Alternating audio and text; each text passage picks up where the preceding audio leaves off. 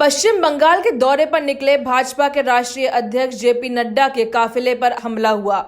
इस दौरान अज्ञात लोगों की भीड़ ने उनके गाड़ियों के काफिले पर पथराव किया, जिसमें कई कार्यकर्ता घायल हो गए। इसके बाद देर शाम नड्डा ने कॉन्फ्रेंस करते हुए कहा, ये हमला ममता सरकार की सोच दिखाता है। बंगाल के लोग खौफ में जी रहे हैं। साथ ही कहा, असहिष्णुता ममता का नाम है। भाषा बंगाल की सबसे अच्छी संस्कृति, बंगाल की महान संस्कृति, बंगाल सर्वाधिक मृदु भाषा है। और ममता जी प्रधानमंत्री जी के लिए भी जिस शब्दावली का प्रयोग करती हैं वह बताता है कि ममता जी ने बंगाल को कितने नीचे ले गई। It speaks volumes.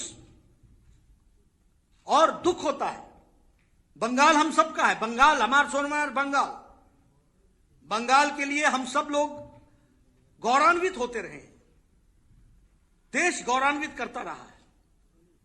आजादी की लड़ाई हो या सांस्कृतिक लड़ाई हो या रिलीजियस रिवाइवलिज्म हो, कोई भी हो, उसकी शुरुआत की जन्मस्थली बंगाल रही है। लेकिन आज जिस ममता जी ने बंगाल को जिस लो लेवल पर ले आकर के खड़ा किया है, यह सच में बहुत ही चिंताजनक बात है। और मैं मानता हूं कि आने वाले समय में चुनाव में लोग ममता जी को नमस्कार कहने वाले हैं और भारतीय जनता पार्टी का कमल खिलेगा। 200 सीटों से ज्यादा भारतीय जनता पार्टी चुनाव जीत करके आएगी, ये मैं आपको बताना चाहता हूं। यहां पॉलिटिकल वायलेंस और डेथ ऑफ डेमोक्रेसी हो चुकी है। मैं कहने के लिए नहीं कह रहा हूं। We have lost 130 BJP workers. 100 का तर्पण यानी उनके अंतिम संस्कार में और उसके बाद की पूजा मैंने खुद कलकत्ता में आकर के की है। 100 के परिवार। और ये कोई मैं दिखाने के लिए नहीं कह रहा हूं, इन कैमरा मैंने तर्पण किया है। सारे परिवार के सदस्य वहां उपस्थित थे। सभी परिवारों के लोगों से मैं मिला हूं। पॉलिटिकल मर्डर हुआ, इसको बंगाल की जनता कभी माफ नहीं करने वाली। और बंगाल की जनता को तय करना है कि क्या ऐसी सरकार और ऐसी संस्कृति को यहां पर जगह देना है। जब इलेक्टेड रिप्रेजेंटेटिव्स सेफ नहीं है तो कॉमन मैन का क्या हाल होता होगा? What will be the plight of the common man? आम आदमी की क्या स्थिति होगी? लॉलेसनेस, अराजकता चरम सीमा पर है। एडमिनिस्ट्रेशन मैंने पहले कहा कोलैप्स कर चुका है।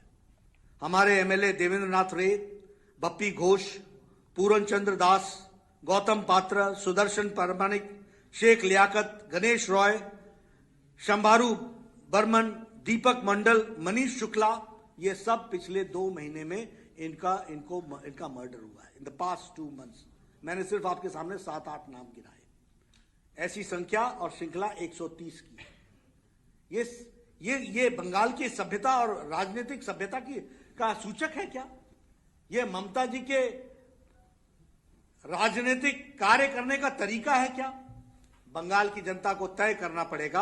और मैं उनसे निवेदन करूंगा कि ऐसी सरकार को लॉक स्टॉक एंड बैरल इनको विदा करना चाहिए और ऐसी सरकार भारतीय जनता पार्टी के उसमें बनानी चाहिए जिसमें सबका साथ, सबका विकास और सबका विश्वास को लेकर के। नड्डा ने आगे कहा कि बंगाल में ममता इंटॉलरेंस की राजनीति कर रही हैं। आज हमारे 8 बच्चे हॉस्पिटल में हैं।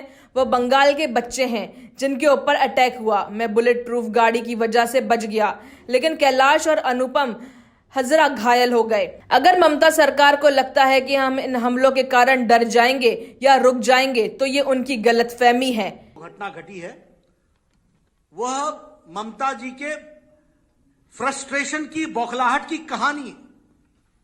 उनको दिख गया है कि जमीन खिसक चुकी है और जिस शब्दों का वो प्रयोग कर रही है, जिस शब्दावली का प्रयोग कर रही है, मुझे वो शब्द रिपीट करने में भी शर्म आती है।